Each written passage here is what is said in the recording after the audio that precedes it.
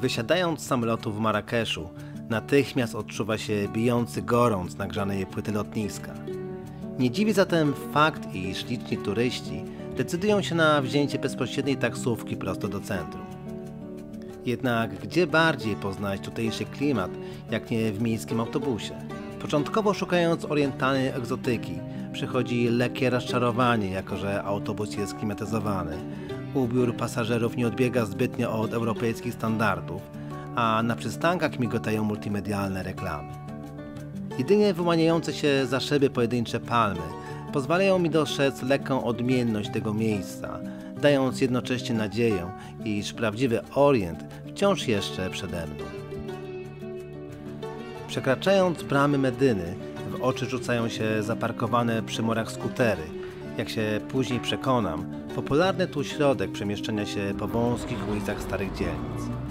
Z każdym pokonanym metrem napotykam coraz więcej kramów, jak i przyklejonych do murów w poszukiwaniu choćby najmniejszego centymetra cienia, prowizorycznych stoisk, których to sprzedającym skwar także daje się we znaki.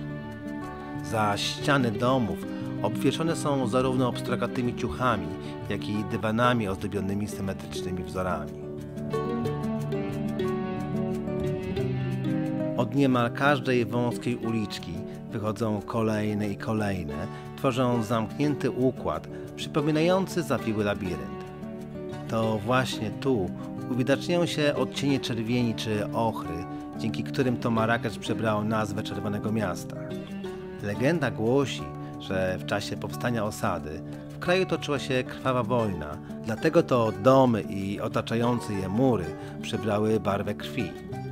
W rzeczywistości zaś zabarwienie przypisywane jest tabi, czyli budulcowi złożonemu głównie z czerwonej gliny.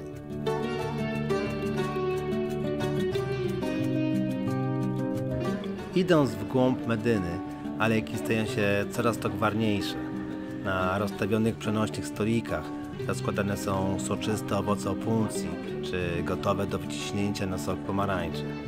Sprzedawcy zaś zabijają czas, wlepiając się w ekrany swych telefonów, nie angażując się nadto w zachwalanie swego asortymentu, wiedząc, że na to przyjdzie czas wraz z wieczornym napływem turystów.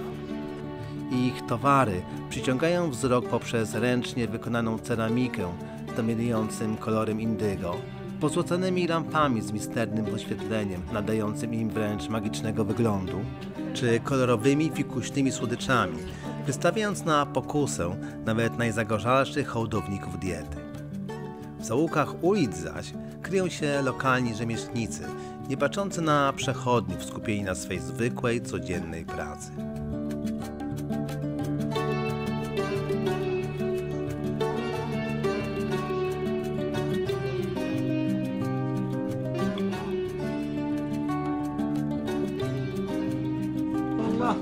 احنا بلوضه والعوينات لا اله الا الله يفرحك الله.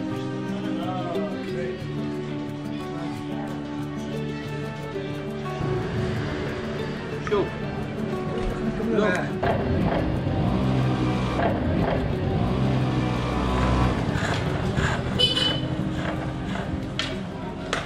No i wreszcie znalazłem się w Maroku. Właściwie Maroko już było moim marzeniem od 3 lat, jednak w większości pandemia torpedowała te plany, ponieważ 3-krotnie bilety moje zostały anulowane i wreszcie udało się, co prawda nie bezpośrednio, nie z Polski, ale przez Włochy, przez lotnisko w Bergamo dostać tutaj właśnie. Więc pierwszy raz w Maroku, pierwszy raz w Afryce, pierwszy raz w Marrakeszu. Już jestem nawet po pierwszym takim spacerze rekonesansowym, można powiedzieć. No i pierwsze takie wrażenia, no co prawda jest godzina 15, 16, ja wiem, że jestem teraz na placu, właściwie jestem tuż przed placem Elefna i on właściwie budzi się do życia wieczorem. To już naganiacze węży, grają swoją melodię i już namawiają tutaj potencjalnych klientów. Zauważyłem także takie ciekawe stanowisko jak przywoływaczy snów. Nie wiem za bardzo, na czym to polega, ponieważ tutaj mało kto wie po angielsku, ale brzmi to na pewno ciekawie. Co do sprzedawców, ponieważ tuż przed podróżą dużo się o nich naczytałem, to rzeczywiście zachęcają, ale nie w jakiś sposób natrętny, przynajmniej na razie.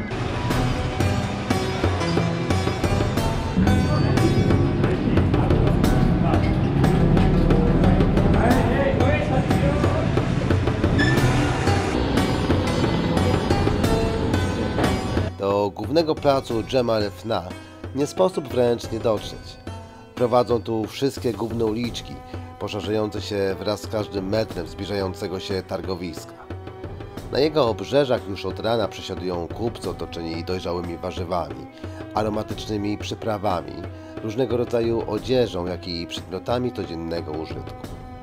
Wykorzystując chwilowy brak klientów, raczą się tradycyjną, słodką, miętową herbatą. Jemaa el-Fna jest zarówno placem wystawowym, jak i targiem, zbiorowiskiem sprzedawców, miejscowych gapiów, jak i grup turystów posłusznie podążających za swoimi przewodnikami. W tle unosi się grana na fujarce prosta melodyjka oraz rytmiczne postukiwanie bębenka, w tak których to kołyszą się niczym zahipnotyzowane czarne kobry, zaś ich zaklinacze wciskają wręcz gady w dłonie turystów, kierując się zasadą towar dotknięty, towar sprzedany. Ów szamani żądają nawet zapłaty za fotografowanie węży, podobnie zresztą jak w przypadku zniewolonych, przepasanych pampersami małp. Plac przyzdobiony jest dumnie powiewającymi narodowymi flagami Maroka.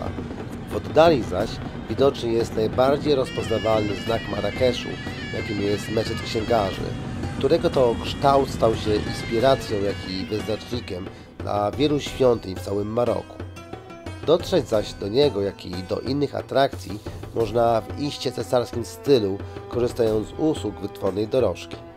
Aż trudno pomyśleć, że dziś ten wesoły i gwarny plac to w przeszłości arena egzekucji, gdzie publicznie ścinano głowy rebeliantów, przestępców czy zdrajców, zaś ich czaszki wieszane były ku przestrodze na otaczających plac murach. Moim kolejnym etapem jest dworzec kolejowy, skąd udam się koleją nocną do miasta Tanger. Z Jemaa el-Fna przedostaje się główną arterią w kierunku dworca kolejowego, mijając po drodze nowoczesną część miasta z willami, hotelami czy kawiarniami otoczonymi smukłymi palmami. Natomiast tak wygląda marokańska orientalna galeria handlowa. Nie jest oczywiście tak wielka jak niektóre w naszych dużych miastach, jednak jest tutaj sporo sklepików, kawiarenki i co zwraca uwagę, to orientalny klimat.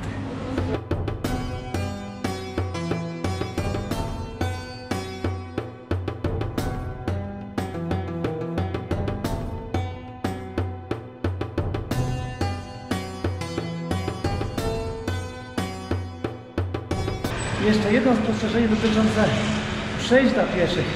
Przechodząc tu przez ulicę trzeba być naprawdę skoncentrowanym. Nie myśleć o niebieskich migdałach i nie daj Boże wlepiać się w komórkę, bo wtedy ryzykuje się to bardzo swoim życiem. Tutaj piesi praktycznie nie mają żadnych praw. Byłem świadkiem takiej sytuacji, kiedy to jeden z pieszych został mocno odpieprzony przez kierowcę. Tylko dlatego, że wszedł na pasy, a kierowca z tego powodu musiał zahamować. Jeszcze jedna rzecz, którą tutaj nie można wręcz nie zauważyć, to niesamowity skwar. Praktycznie upał, wiaterek czasami leciutki tylko zawieje, więc naprawdę odczuwa się.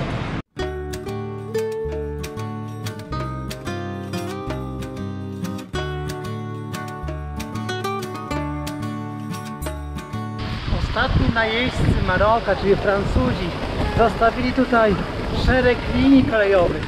Natomiast same dworce zostały już zbudowane przez Marokańczyków i trzeba przyznać, że wyglądają dość nowocześnie, zwłaszcza w kontraście do rozwalających się suków. A zresztą Francuzi pozostawili nie tylko linię kolejową, ale także i język, który obok arabskiego jest językiem urzędowym. Ja niestety ani francuskiego, ani arabskiego nie miałem okazji liznąć, a muszę zaraz znaleźć swój pociąg, który będzie jechał do Tangiru. Mam nadzieję, że mi się to uda.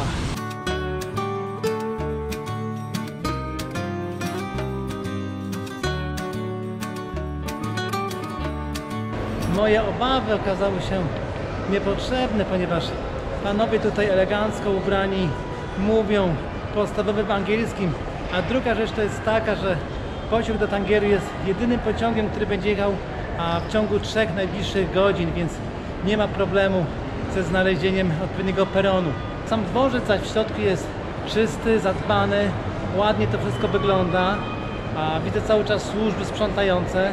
Mało tego, jest dobrze chronione, ponieważ widzę panów w mundurach. Nie wiem, czy to jest policja, czy to jest wojsko, czy to jest jakaś służba kolejowa. Nie chcę robić im specjalnie zdjęć.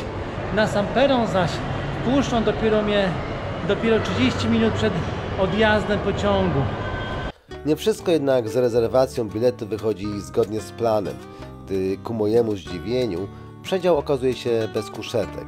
W związku z tym przychodzi mi spędzić noc w 8-osobowym przedziale na siedząco, co nie stanowi problemu dla moich współpasażerów, którzy niczym plastelina dla polepszenia komfortu snu potrafią wykorzystać najmniejszą wolną przestrzeń do ułożenia swych kończyn. Mimo bariery językowej czuję ich serdeczność wyrażoną uśmiechami i gestami. Przed Casablanką zaś do przedziału dołącza Hiba, młoda studentka z perfekcyjnym wręcz angielskim, która oferuje pomoc bycia moim wirtualnym przewodnikiem po Maroku, z czego później skorzystam. Co do pociągu, to standardem nie odbiega zbytnio od tych naszych. Zatrzymuje się na głównych stacjach w Casablance i Rabacie, by wreszcie nad ranem dojechać do końcowej stacji w Tangerze.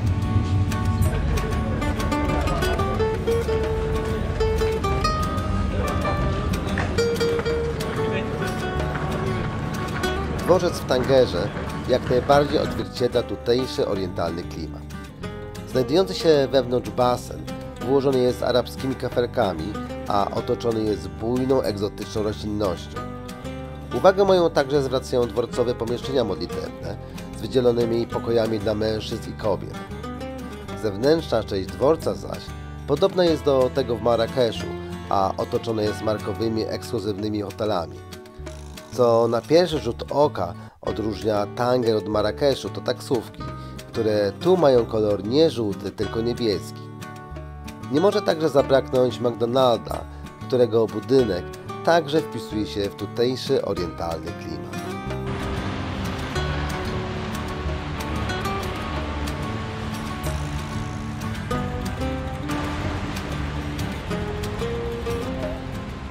Po przyjeździe do Tangiry oczywiście pierwsza wizyta to na plażę, która jest piaszczysta i dosyć szeroka. Jednak o tej porze, gdyż jest dopiero godzina 7, jeszcze tutaj nie ma ludzi. Natomiast za mną znajduje się ocean, a właściwie część jego, czyli cieśnina gibraltarska. Raptem 30 km ode mnie znajduje się Europa, ale ja od tej Europy będę się teraz oddalał, będę jechał w głąb Afryki. Tanger, podobnie zresztą jak inne miasta Maroka, składa się z części nowoczesnej, z oszklonymi piętrowcami oraz kolonialnymi budynkami, powstałymi głównie za czasów panowania Francuzów na początku XX wieku, oraz tej starej, bardziej interesującej mnie części miasta, czyli Medyny. Usytuowana jest ona na wzgórzu, z którego to również roztacza się widok na wybrzeże i port.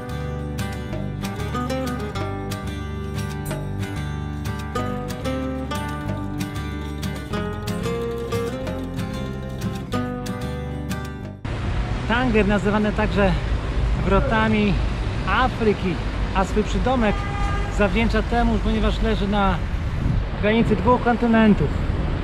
W przeszłości, zwłaszcza za czasów kolonialnych, miejsce to było przyczółkiem dla wielu szmuglerów, outsiderów, włóczykijów, artystów, a to dlatego, że używki były bardzo tanie i dostępne niemal na każdym rogu. Poza tym hotele sąsiadowały z domami publicznymi.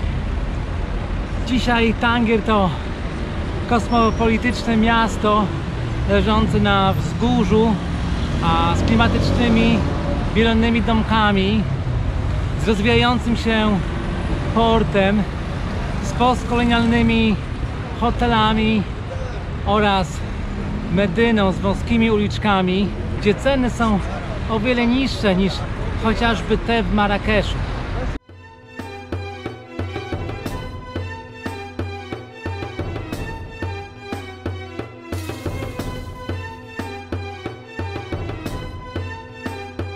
historycznej zabudowie miasta biegną setki wąskich uliczek pośród bielonych domków czy kamieniczek z niebieskimi drzwiami i okienicami. Często przyzdobione są także wpisującą się w tutejszą ornamentykę terakotę o najróżniejszych odcieniach niebieskiego koloru. Spacerując wśród przepełnionych zielenią uliczek, spotykam kameralne galerie, stare medresy, stylizowane na podobę tego marakaszańskiego minarety, czy liczne, charakteryzujące się muzułmańską ornamentyką bramy.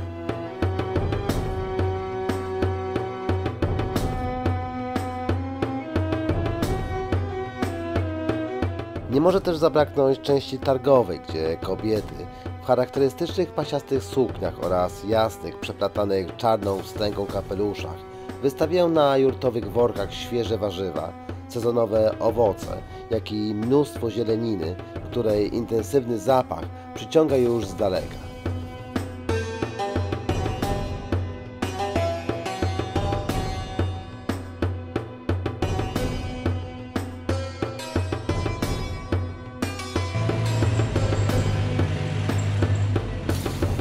W porównaniu do czerwonawej marakeszańskiej Medyny, ta bielona w Tangerze jest znacznie mniejsza, przez co też łatwiej się tu odnaleźć. Ja jednak ruszam już dalej w drogę, tym razem do niebieskiego miasta.